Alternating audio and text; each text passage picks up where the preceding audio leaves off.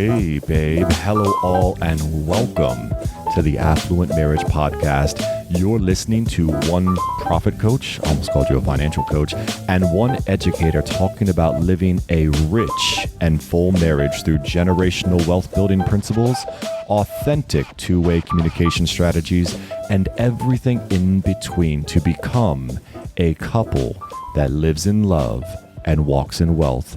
Your legacy begins here. That was a really bad, my motions were really bad. I apologize. That was not my best.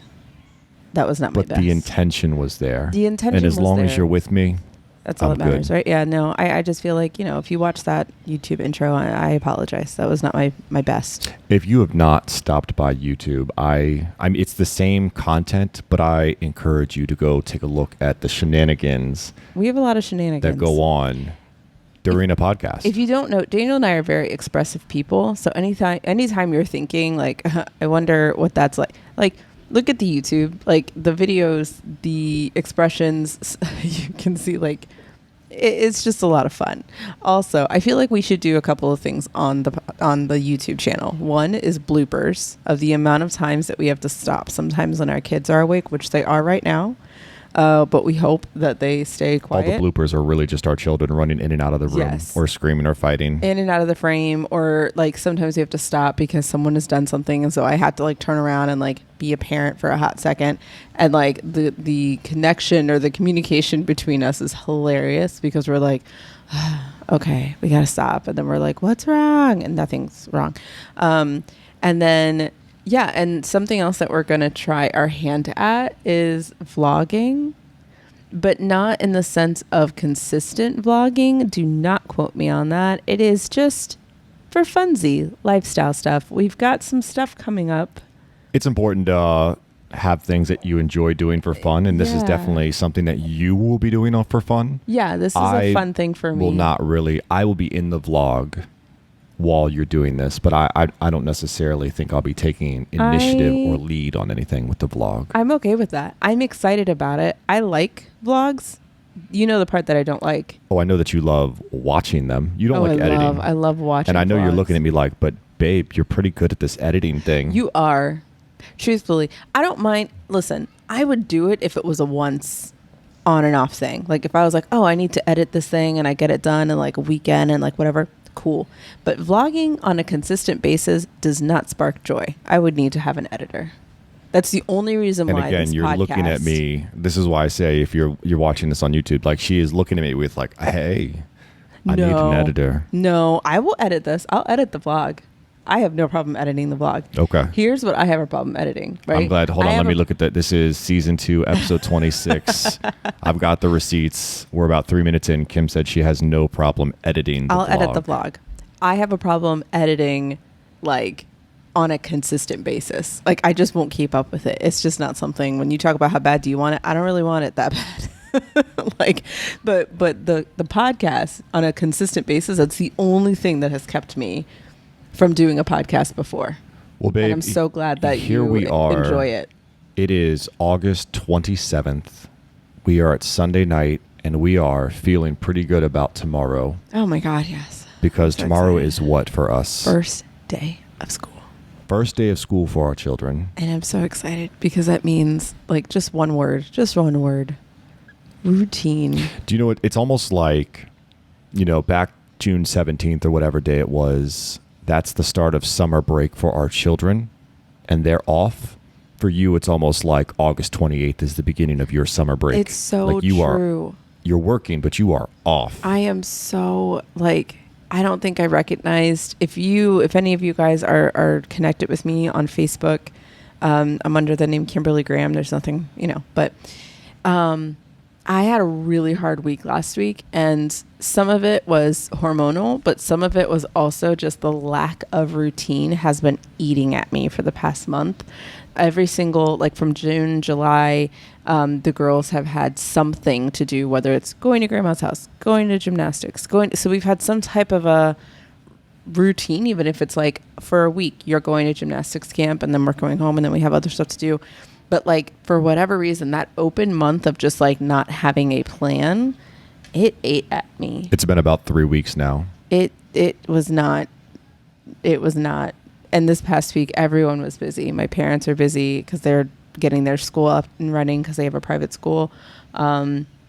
You were busy with getting yourself ready for school, and then I had the girls, and I was like, okay, like, and I still wanted to work. It was just it was a mixed but you made bag of emotions. You made it. I'm almost done, man. It's almost time, and then I'm gonna drop them off tomorrow. I don't know what I'm gonna do. It'll be happy tears. It won't even be like, oh no, my baby's like, you're not going to be sad. You're going to be like, yes, please go. Oh my God, I'm going to get so much work done. I'm so excited. I can just see you like gripping the steering wheel as you drive off. Just sheer joy and excitement, so knowing excited. There's no children's music in the car. There's no mommy, I want juice. There's just none of that. Yeah. I'm so excited. I bet. I bet.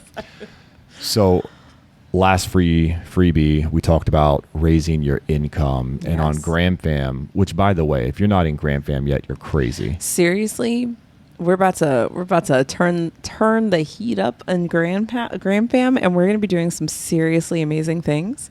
Right now, at the time of this, again, August 27th, it is $5 to get into GramFam to get exclusive content that's already been created, but also access to our Millionaire Blueprint pocket coaching, which is releasing in October.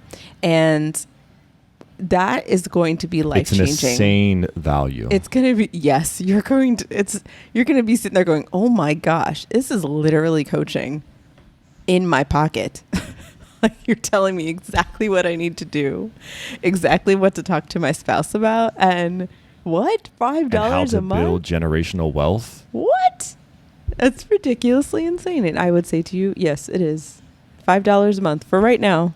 It will go up. It will be bundled into an offer that's even bigger for my clients. But one of the things that I often hear from your clients when they're finished working with you is they're like, oh my gosh, Kim, the value. Yeah. Like, I would have paid so much more for your services. Like, knowing now what I know, like, the value is insane. And people always say like, man, I would have paid you so much more. And the same thing is going to be true for this pocket coaching. Yeah. $20 a month in October. At the end of the year, people are going to look at that and just say, what an insane value. For sure. Right? So the idea that for the next 4 weeks, if you're fortunate enough to be listening to this, I mean, we're on target now. So we're doing this literally the night before it's right. That's what released. I'm saying. If you're listening to this and you're hearing this, and we're going to be putting advertisements on all of our socials and everything, letting people know, like, get in now. Like, get in now. Yeah. I realize that, we could just wait till October and tell people to get in and it's $20, and that's in itself an insane value. We but could do that. Hey, I'm telling you right now, you guys have been listening. You guys have been following along. This is your advantage. $5, you get into GramFam. And if you've been listening, I know we have, dozens of people, because I track the analytics, that listen every single week. If you are one of those dozens of people that are listening every single week, get in now. Yeah. I'm telling you. Legit. You're going to get the exclusive content from the podcast. You're going to get, obviously, our weekly episodes, and you're going to get pocket coaching for an entire year. It's incredible. $5 a month, guys. And seriously, we just did episode 1, and it's short, but so impactful. Like, cheers to that. If one couple,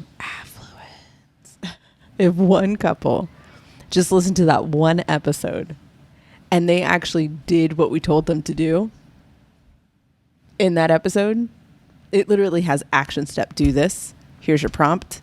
Okay. What was the result? If you do that for a month, I'm so excited for the wins that are going to come out of this. People are going to be like, are you freaking kidding me? This was what? This is amazing. I'm so excited for what. And it doesn't matter where you are in your business, where you are in your career, where you are in your relationship. This is fruitful, and beneficial to you. Oh yeah, it's worth it. 100% worth it. Anyway. Here's where we're going today. Get in GramFam. Here's where we're going today. A common complaint that we hear over and over again is, Kim, Dan, guys, I know you guys talk about budgets and stuff, but my budget, it's just, I don't know what it is. I don't know if I do it differently than or what, but it's just not working. Like my budget, it's just not working. I don't, it's not, there's something wrong with it. Yep. It can't be me. So let's get into this. All right. One of the main things, and again, we are going to give you some actionable steps of things that you can do to get your budget back on track. When you feel like your budget isn't working. I think that, hold on. Sorry. I know you're about to like dive in. This is the thing. It's important to talk about like when you feel, that's a really important thing to say. When you feel like your budget isn't working. You know how like there are certain things that get worse before they get better? Yes. And I'm sure you can find lots of things in life. I can't think of any examples right now, which I know is like, Kim, but this is off the top of my dome. So, but there are plenty of things that get worse before they get better. Here's a good one. When you are repairing your hair, if you've ever dyed your hair, which my husband has not, but if you have ever dyed your hair, and maybe you dyed your hair an opposite color than what it normally is. So like you went lighter when you're a darker haired person.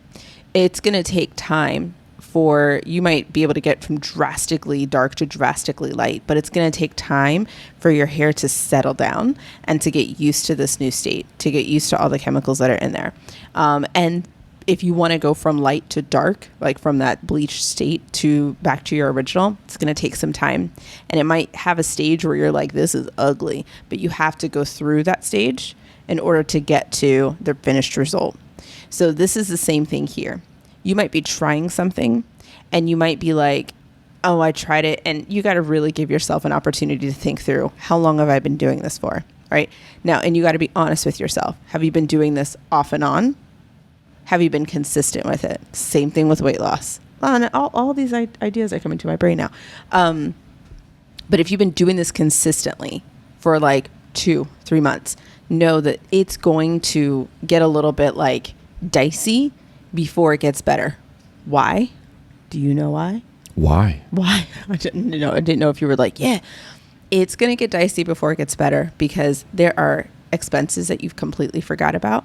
There are situations that are going to come up that you didn't prepare for because this was something that you prepared for 6 months ago. And now you're deciding to be this whole new person who's focusing on their finances. And then you're like, crap, I forgot about that thing that I did 6 months ago. You did not have this perspective as you have right now. So 6 months ago, the choices that you made 6 months ago are coming to you. They don't care who you are right now. So there's going to be things that are going to pop up that you weren't ready for. There's going to be routine things that have always popped up that are a result of the habits that you've been going through, that you've had for the past years, decades, that are still going to creep in. And so it's going to you're going to feel a lot of resistance before it gets better. So before you say, my budget just isn't working, ask yourself, have you given yourself enough time? And is this just a result of previous habits and strategies that you've lack thereof that you've been using coming to rear their ugly head, and you're going, oh shoot, man, I'm seeing it now? Or is it expenses that maybe you were not prepared for? And yeah, so that was just my brainchild, just on like, my budget isn't working. Can I provide my own example? Can I build off what you just said? Yeah. Because I feel like there's someone in my family that needs to hear this. Oh, all right. Okay. You said things get worse before they get better. In everyone's family, there's this one individual. Mm-hmm. And this one individual made a decision to have an Android phone. Now, everyone else in the family has Apple devices. I know exactly they have who you're iPhones. talking about. I know. They have iPhones. And there's that one family member that has an Android and they refuse to change for whatever reason. Mm-hmm. They stick to it. But listen, when you make that change, Michael Jackson, and you swap from Android to Apple, is it going to be better immediately? Mm-hmm. No, it's going to be tough. It's going to be a challenge. Things might get worse. You might get frustrated because it's a different experience. But the more time you put into that device, you will realize how much superior the Apple device is to the Android device. So that one family member who still has Android and everyone else has Apple, make that change. Make all the bubbles blue. That's my example. Because we like blue bubbles, right? It's the green bubble. Take us into point one. Okay, point one, review your budget. So if you really are feeling like, Kim, I've been actively using I've been actively managing my money for over 3 months. I have been really trying my hardest to make sure that I'm staying on task, but my gosh, it's just not working. Then what you need to do is review your budget. Take a closer look at the budget, where the money is going, and identify areas where you might be overspending or where expenses have increased unexpectedly. So sometimes what a lot of my clients deal with is like end of the school year or beginning of the school year, for example. They'll be like, oh my gosh, like we just spent like $300-400 just on back to school. My girls need uniforms. So on uniforms and like just getting stuff ready, people forget how much it costs for that. And so when you are now on a budget, instead of just using somebody else's money, AKA credit card or whatever is around, you're recognizing, and it hurts a little bit harder because you have boundaries now and you're like, what? Oh my gosh, I'm spending this much on back to school stuff. And it becomes like, oh my God. So this might be unexpected, right? It's not really unexpected. You knew that you needed to do this, but last year you weren't tracking it. This year you were. And this year it feels a little bit like it stings a little bit more. So when you're thinking about these areas that have increased unexpectedly, recognize that some of it isn't really unexpected. It's just it wasn't in front of your face. Now it is. So identify that. Go back to high school with me for a minute. You're in math class and you're taking a math test and you're solving the problem and you complete it. You solve the equation, you're finished, you check the answers because it's either A, B, C, or D. And then you look at all the answers. You look at A, you look at B, you look at C, you look at D. And none of the 4 answers are the problem, like the answer that you got. And you're sitting here and you're like, wait a minute, I just solved this math problem and I got 32 and that answer is not represented in any of these multiple choices. You need to go back and check your work. Yes. Right? So what I'm saying to you is the budget, I mean, maybe there's a problem or an issue with the budget, but you need to go back and redo that math equation because you made a mistake. The same thing is happening with your budget.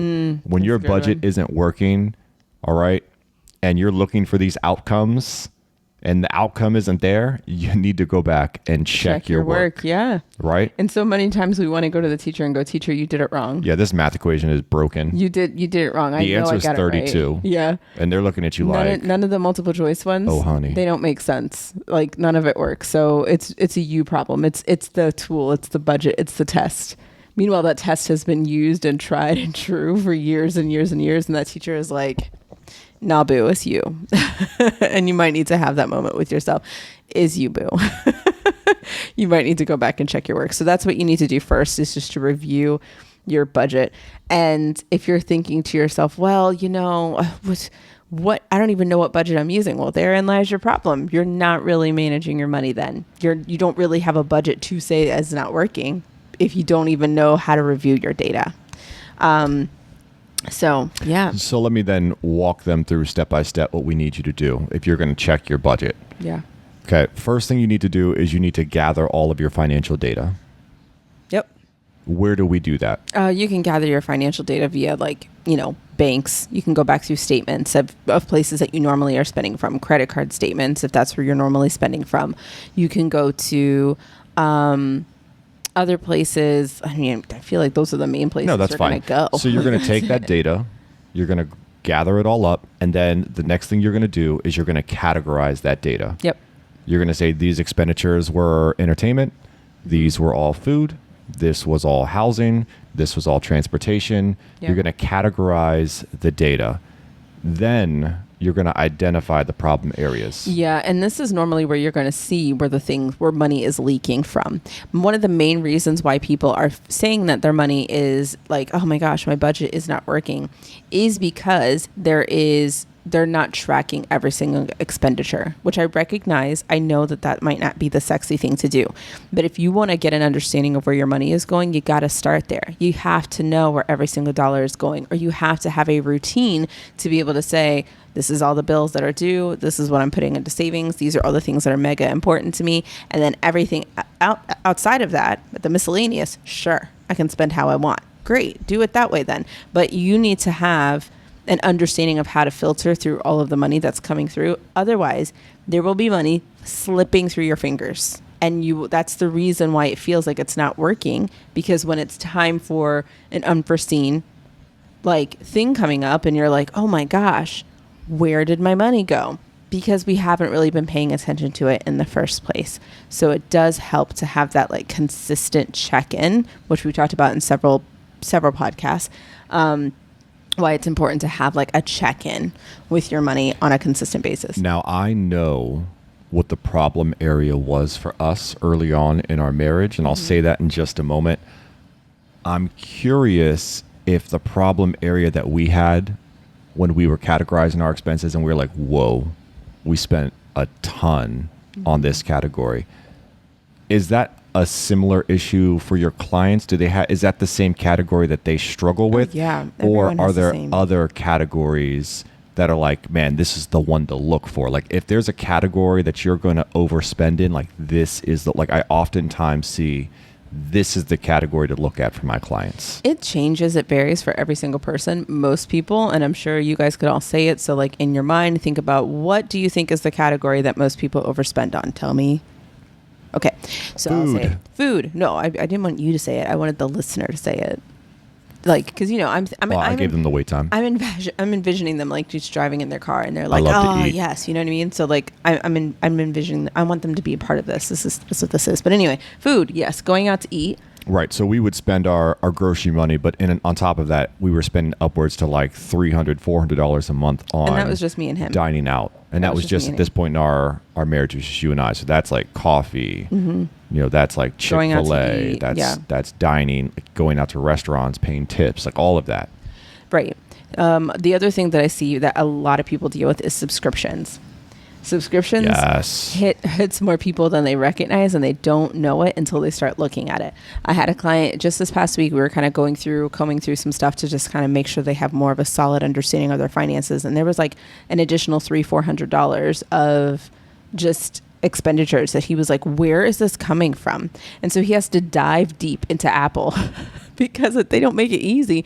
It just says Apple 99 cents, $29, whatever, but it doesn't tell you where it's coming from. You literally have to go into the back office and comb through every single thing to be like, where's this coming from? And this poor dude, I have to tell you what he's doing, because they have a family plan. He lets his kids like on his they all use the same card, you know, the same Apple family plan. And it's not on his phone. So he has to go to every single person who's in this like family plan to be like, what are you purchasing? And I'm like, that's going to take you a little bit of time. That's a lot of work. I'm going to give you some space to do that. I wonder what it is about subscriptions. I wonder if it's just because it's so, a lot of them, you know, back in my day, we had cable television and it was all in one place. Right. And now it's like you have to piecemeal everything. It's all a la carte. Yeah. So do you think it's just because every subscription is like $5 to $10 that people are just like, oh, that's cheap, I'll do it. And then they forget about it. Because I remember an educator where it was like, we were getting to like May or June and we were doing, I think it was like Amazon, like is there a book one? Yeah, Prime. There's Amazon Prime and then there's Amazon. There is a book one. Kindle. Maybe that's what it was. So she was going to get the subscription. I think you could get like 1 month free or whatever. Yeah, so like she was going to do that. And then when she went to do it, she realized, oh, wait a minute. I still have an account. I still have. Oh my gosh. And so for the last 12 months, she had been paying for the subscription without even knowing. Oh, yeah. So I just feel like that happens to a lot of people where they get a subscription. It's almost like a gym membership. Like you get your subscription and then you really don't use it, but you have good intentions to go back and use it. So then you just don't get rid of it.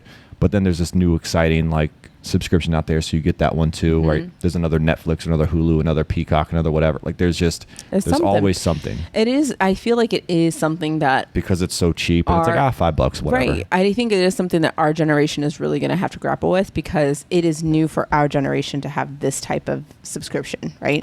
It's a great model, right? We're using it. We just told you to invest in Graham House, right? Or Graham Fam. $5 a month. Sure.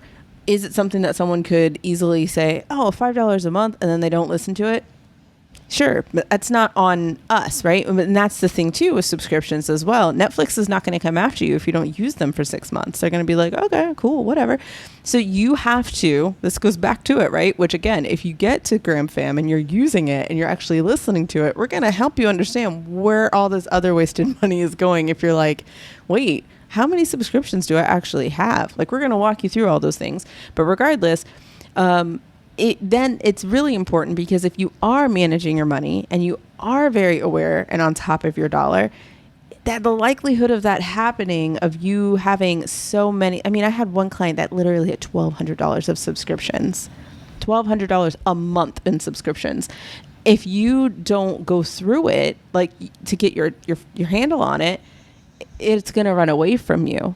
So you have to stay on top of it so that you can find the problematic areas. So I will say subscriptions, going out to eat, miscellaneous. Sometimes it's shopping, but sometimes it's like your actual like four walls. For example, I have one client who her mortgage is like over 30% of her income. Now, obviously, that's going to be something that is going to be different for her. It's not going to be something that we can easily be like, all right, just sell your house. Like, it's something we're going to have to work through.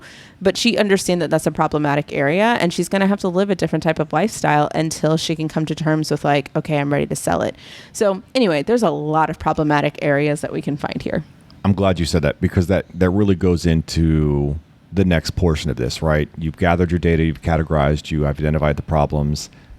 You have to differentiate the needs and the wants. Mm-hmm.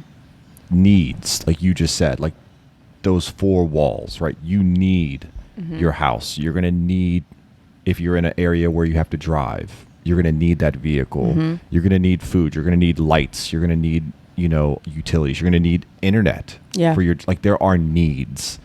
And you have to differentiate those needs versus those wants. Mm-hmm. Because if you have an ultimate goal to go on to a really nice vacation, and the thing keeping you from putting extra money aside every month is your stomach, or it's $1,200 in subscriptions, that's holding you back from your goals. When you put it in those types of terms, like, really, when you're thinking to yourself, oh man, like, I have, again, going back to this one client who, she just started going to the gym. And she really loves going to get smoothies. And she found out that, like, this past month, she spent like $50 in smoothies. And I don't really care so much that she spent $50 in smoothies. She makes very good money. If you want to spend $50 a month on smoothies, go for it. But she also wants to save. She has no savings. So she also wants to put more money into her savings. And so I said, okay, well, this is a classic needs versus wants. Do you need to have $50 worth of smoothies every single month, along with all the other things? Like, do you need that? And that's when you have to put on your CEO pants, as my coach affectionately calls it. That's when you need to put on your big girl pants, your big boy pants, and you have to say, I'm an adult and I have a big goal for myself. Is this something that I need forever? Or is this something that I just want for right now? Right? Because if I can put more stock into the things that I need right now, then I'm more likely later on down the road to be able to make room for more of my wants. Ever thought of that? Like, the goal of managing your money isn't so that you're restricted. The goal of managing your money is so that you have more ability to spend money. You have more choices. You have more availability to say yes to yourself in a place where there's no guilt. There's no need for feeling like, oh man, I don't have the... No, like, you focus on the needs so you can make room for more of your wants. Like, that's what managing your money is allowing you to do. Right. I need people to understand that a budget is simply a written plan. It is. That's it. It's abundance. We're not telling you not to spend money. Mm-mm. We're telling you to have a plan for how much money you want to spend on that category, so that it doesn't go over and you still have that money for the other categories that you want to spend money on. Mm-hmm. If you go over on, like we did, on dining and eating out, Put on your big boy pants. That's going to impact your other budgets, like maybe your hair care, or your entertainment, or your vacation, right? These other budgets that you want, these other categories that you want to have. But if you overspend on one category, it's going to affect the others. It's going to pull from those. So make sure you set realistic limits. Right. Set realistic goals for each category and stick to those numbers. That way you still have funds for the other categories that you desire. Right. Now, if it's not working, go back, you've set realistic limits. At this point, you're probably scrapping your old budget, create a brand new plan, right? Set those limits for those categories and try to stick to that new budget. And the last thing you have to do, and we talked about this before in our last Gram Fam, is check your budget. Often. Monitor and adjust. So this is something that someone recently said this to me too. They were like, it's just not working. And they scrapped the whole thing and just stopped. Don't just stop. Don't stop. Monitor and adjust, right? You pick up what works, you leave behind what doesn't. There is no one straightaway system that's going to be cookie cutter for every single human being. It's just not going to happen. We're too unique.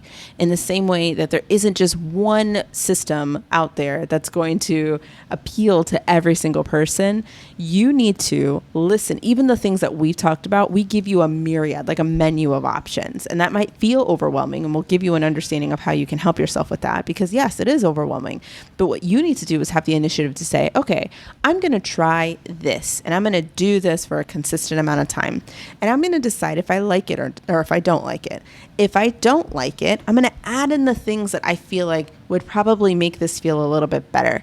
Because maybe in the same way that I was like, man, in August, we learned that having us home I like having the freedom and the flexibility, but it really works with my mindset if we have something planned for the girls to, because they're at the age where they need to get out there and do more things. So maybe next year we need to have some more like activities for them where they can go and like express how they want to express, so that we get a little bit of variety in our month, right? That didn't come from me just being all knowing and being like, this is what we're going to do. It came from experience of saying, this did not work. This didn't work. This was not the best week ever. We need to change it up. Next year, let's do this, right? So it's the same thing with your money. It's the same thing with your plans. You're going to find the stuff that's working, and then you're going to get rid of the stuff that doesn't work. But you don't just stop and say, it's all done. You just keep adding things on that work until you find the perfect system for you. What I'm about to say is not groundbreaking. Everyone knows this. But if your budget's not working, there are two things you can do. Mm-hmm. Number one, we talked about this last week. If your budget's not working and you're having a hard time making ends meet, then you need to raise your income. Yeah. If you can't cover your basic needs, if you can't cover your wants and your desires, you need to raise your income. If you want to find out how to do that, literally go back and listen to last week's podcast. Yeah. We're going to break it all down for you. We're going to tell you might need to find a part-time job. Mm-hmm. You might need to start a business. You might need to sell some things. There are ways that you can build yourself a nice little nest egg. There are ways to raise your income. Yeah. Now, again, not groundbreaking. If you're having a tough time making ends meet, you could raise your income, or what else can you do? You can get rid of expenses, right? That's it. Reduce your expenses. Super simple. When you really break it down. Option A, option B. Option C is to do both. Raise your income and cut expenses. But that's it. That's it. I want to make more money. Okay. Or I want to save more money. Cut down your expenses. Make more money. That's it. Those are your two options. Yeah, we call that the Rachel Rodgers philosophy. Like, it's just make more. Make more. Make more money. Get after it. So those are really your only choices when it comes to this.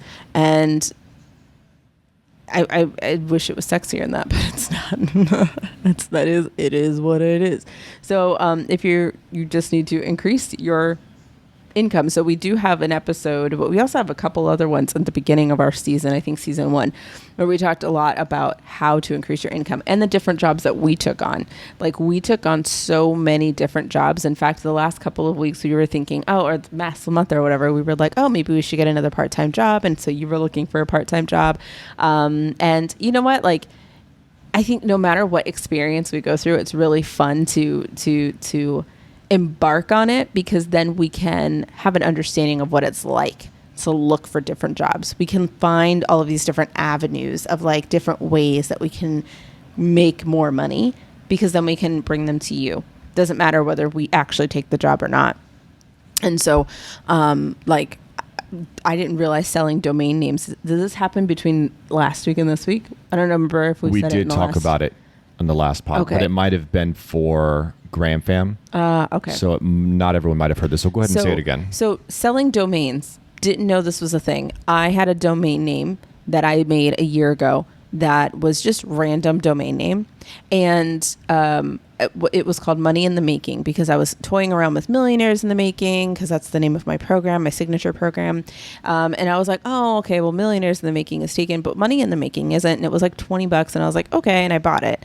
Never ended up using it for anything. So I decided that I was just going to get rid of it because you have to pay for fees to upkeep it every single year.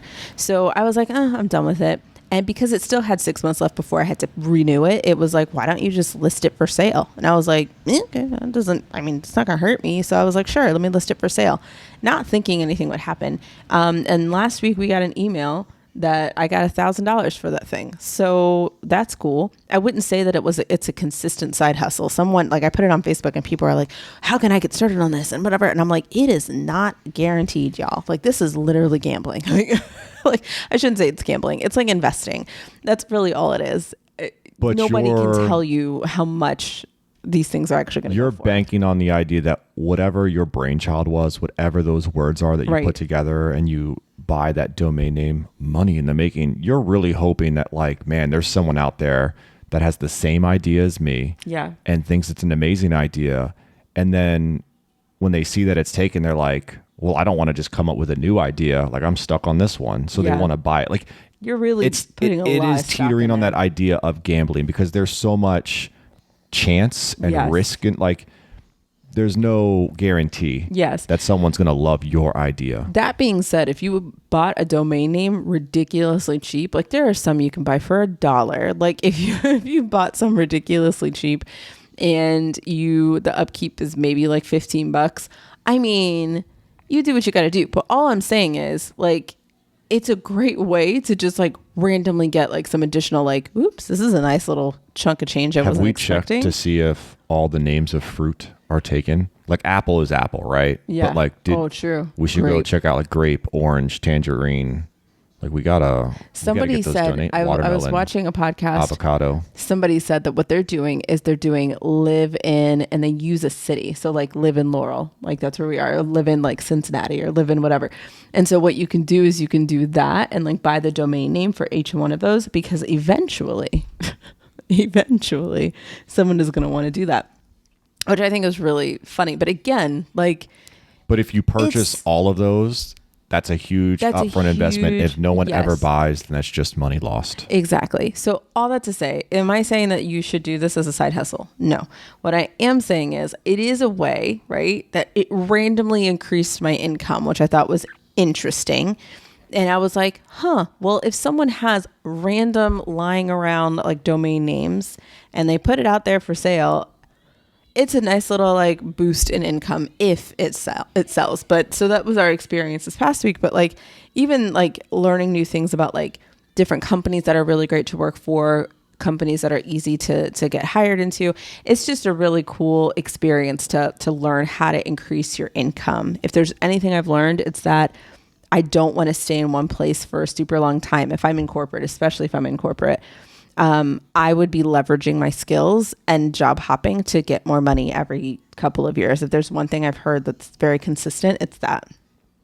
Right. Being loyal to one company until you retire is not necessarily the best way to raise your income. Yeah. It worked if you were a boomer, it worked. Wow. Way to call out boomers.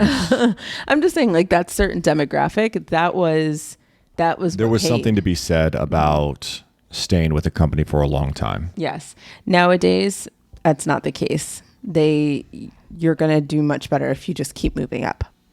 All right. So you've done all the things. You've tried to increase your income. You've tried to cut expenses, but it's just not working. This is my favorite one. This is where someone like you comes into the picture. Talk to us about that. So the last thing that you can do if you're really at like beating your head against the wall, I've tried. And this is a lot of times when people come to me, which I would like to just say as my PSA, don't come to me if you are on the verge of being broke or if you are, at your wit's end, you're super just like, oh, this could never happen for me and I'm not willing to work and whatever. Don't come to me in crisis mode. Okay. Same for your doctor, same for your dentist, same for any of that. You wouldn't do that. You wouldn't go to your professional in crisis mode saying, oh man, whatever. And because the thing that's going to happen is that that professional is going to say, well, how long have you had this pain? Oh, for the past 15 years. Well, I can't help you. Like, you're already too far gone. I'm not saying we can't help you, but it's going to hurt. Like, it's not going to be easy. So do yourself a favor. And if you're listening to this and you're like, I'm okay. If that's an adjective that you can use for your financial situation, this is the time to seek professional help. Don't wait until it gets to crisis mode. Okay. So seek professional help. Here's what that looks like. If you're struggling to manage your finances and understand what specific strategies and habits are specific to you, your business, and your end goal, having a professional in your corner to specifically help you one-on-one to support you in these endeavors is always going to have a return on investment. Like, always. You can't tell me that not having someone who's able to sit with you and say, hey, I'm noticing right here, this is a place where you can earn more money. In fact, here's a strategy that's going to help you be able to save that much so that by the time December comes, you have an additional $6,000 in your savings account. You can't tell me that is not worth an investment to help yourself understand more about your money. So you need to understand a little bit more about what type of professional help you need. So if it's communication with your spouse, you need therapy. You need to go to marriage therapy before you talk about money with any type of professional, because any financial professional is not licensed to handle communication breakdowns. That's not what we're there for. If you are trying to get your business power couple grind off the ground, you might want to talk to me first. Here's why. I am not a financial advisor. I'm not going to help you with retirement. I'm not going to help you out with making sure that you are investing properly. That's beyond what I do. What I do is help you make sure that you understand exactly where your money is going.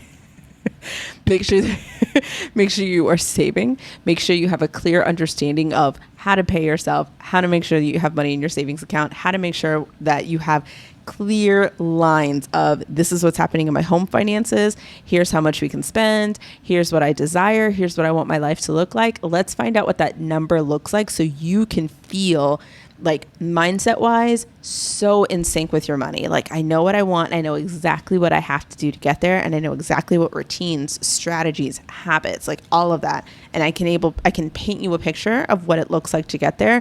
So then you can feel like, okay, we're good right now as is. Now that we've saved money, then you go to a financial advisor or CPA or both. The financial advisor is then going to take that additional money that you're like, oh, I have extra money here and I'm ready to start investing. They can be able to help you understand where to invest to get a really nice ROI for retirement years. Okay.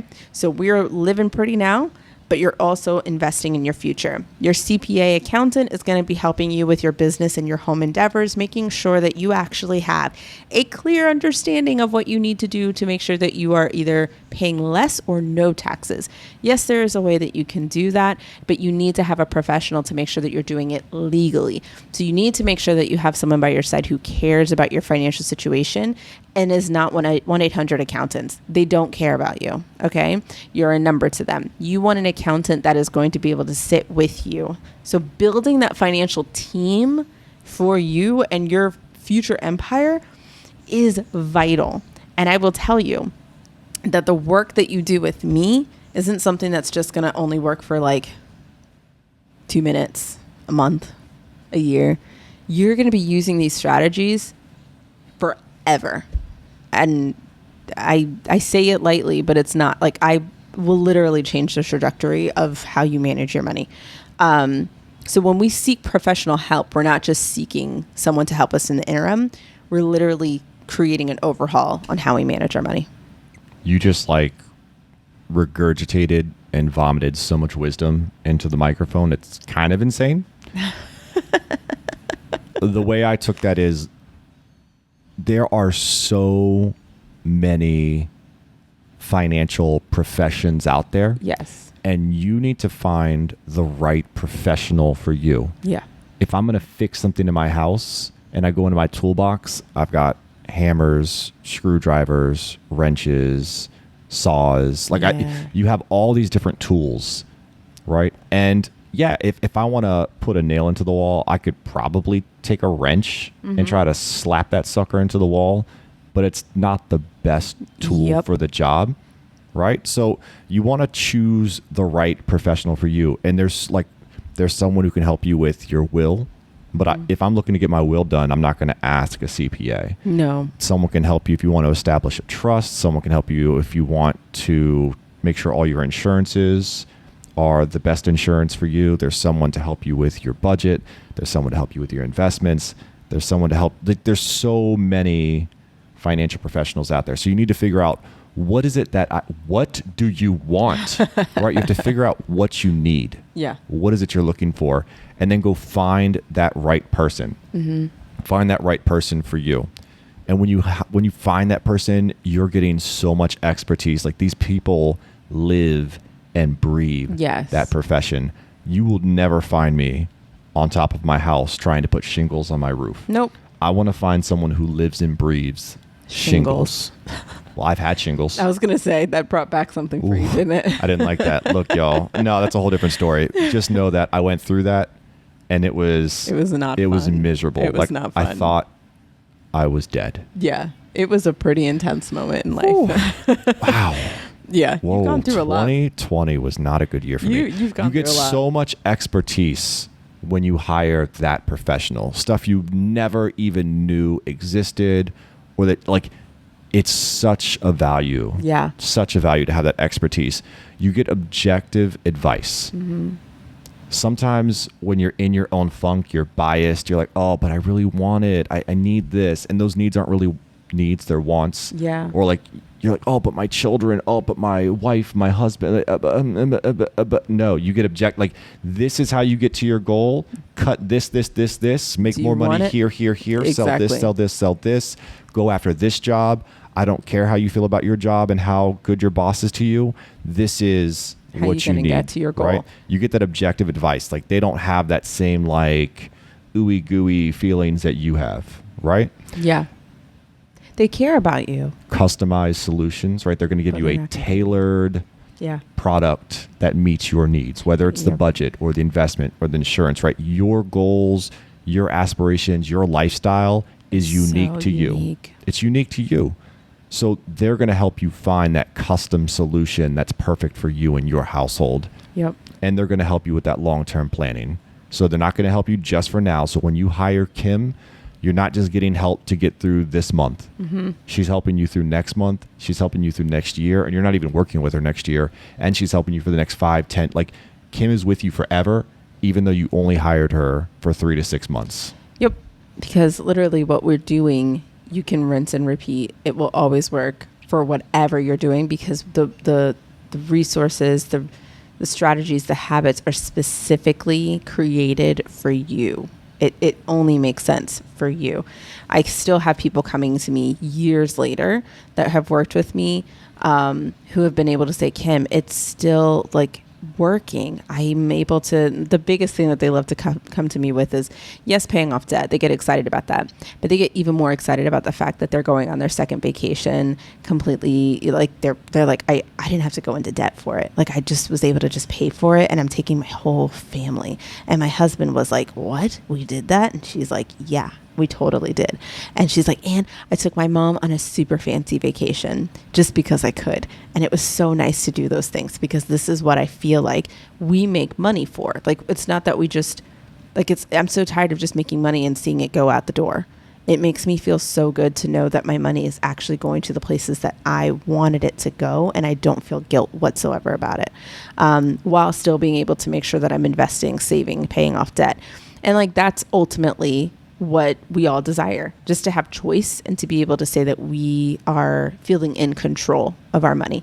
And so all of this, working with a professional, is going to be able to help you get there even faster than you beating yourself against the wall and going, why isn't this working? It might be time to bite the bullet, so to speak, and get that professional help. I promise you, it is 110 million% worth it. Every time I've invested in myself, had a crazy ROI every single time. Our last thing that's going to be super like good for you, and this is going to be controversial, is to stay disciplined.